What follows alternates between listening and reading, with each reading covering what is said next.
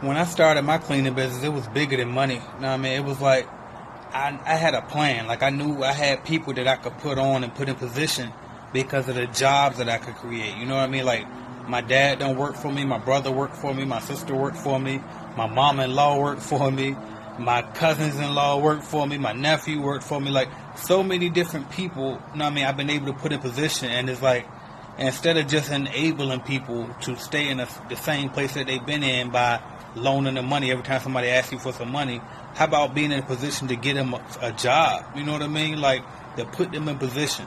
You know what I mean? Just like my brother, not only was I able to provide him with a job, but I was able to provide him with knowledge because now I'm running a company, and I was able to show him how he can run his own company. Now he got his own cleaning company now, doing 6 figures just like how I was. You know what I mean? So it's like, it's bigger than just money. It's about putting people in position. It ain't got to be your passion as long as you're passionate about helping people and building business.